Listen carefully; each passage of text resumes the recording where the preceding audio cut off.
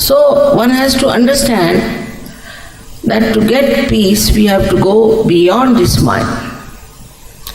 This mind is the one which reacts and creates problem for us, makes us believe into things, and we are conditioned. We are not free people.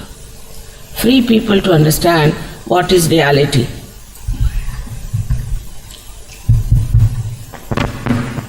The reality is beyond the mind. Now how to cross the limit of mind?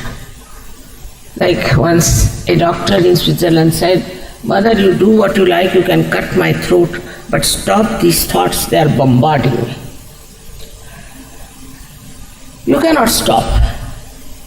Because a thought rises and falls off, another thought rises and falls off. These thoughts come to us from the past or from the future. You are not in the present. You cannot be in the present.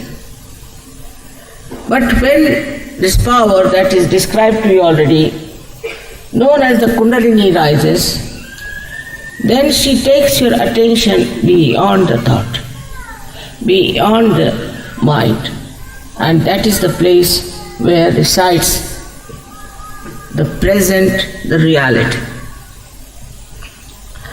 Now this special thing as called as Kundalini is not to be discarded because coming from India. It has been described in every scripture. Even in the Bible it's described that I'll appear before you like tongues of flames. These are the tongues of flames you see along the path of the Kundalini. Also Muhammad Sahib has said very clearly in his Quran that if you want to know God, you must know yourself.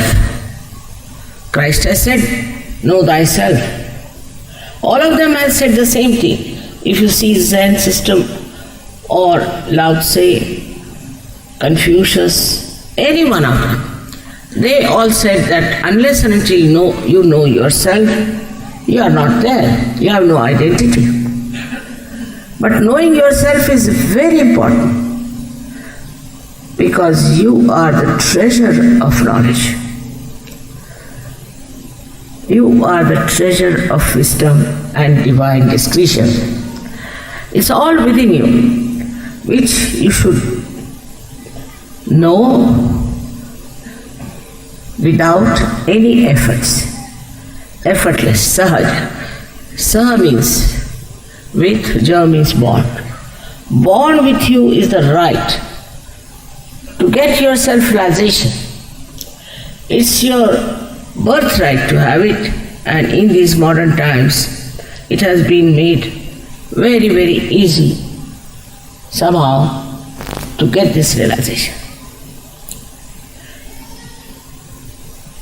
In our country also, all the saints have described about achievement of yourself.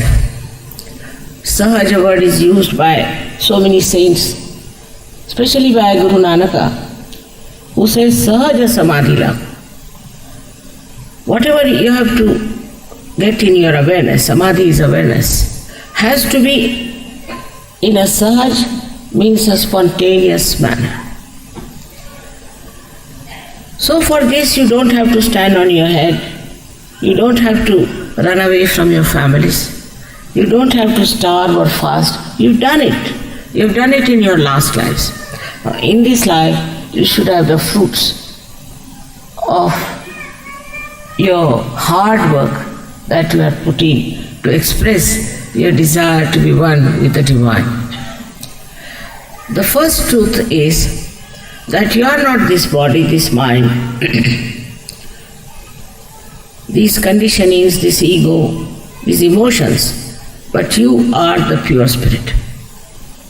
The second truth is very much evident, but we are not bothered to know it. For example, you see these beautiful flowers, beautiful trees all around. It's a miracle. See, every tree is different, every seed is different, and all flowers are different, their fragrance is different. It's a miracle that is created, but we take it for granted. If you ask a doctor who runs your heart, he'll say it's autonomous nervous system. But who is this auto? Who is the one who does it? They don't know. At the most they can say it is autonomous nervous system. Beyond these systems, we have the system here of these three channels. And these three channels, left and right channel, look after your right and left sympathetic nervous system, which are responsible on the right side for your physical and mental activity, on the left hand side for your emotional activity.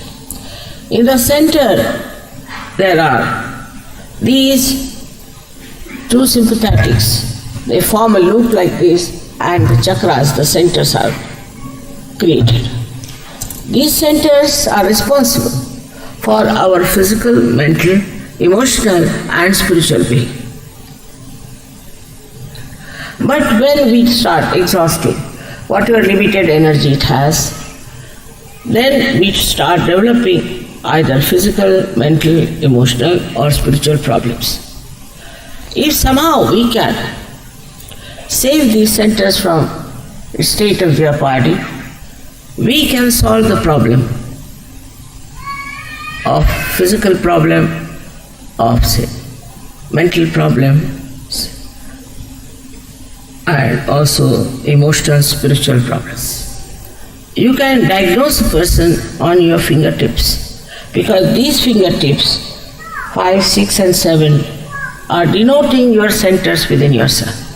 They get enlightened.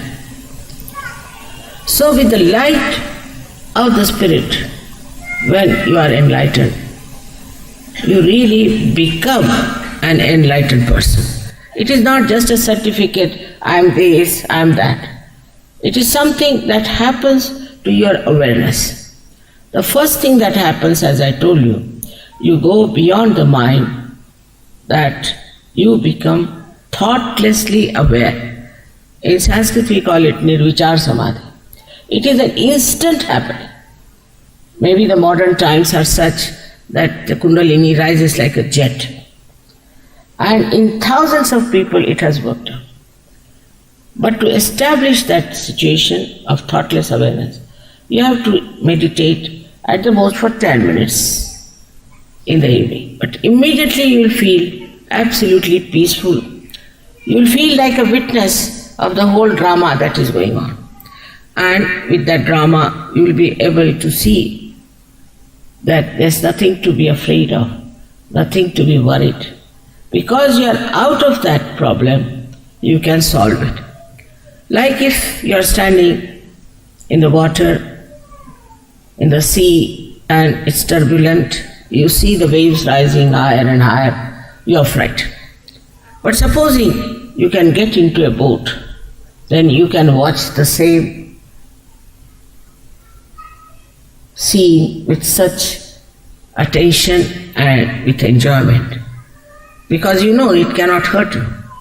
But supposing you can jump into the sea because you are a great swimmer, you can save many others.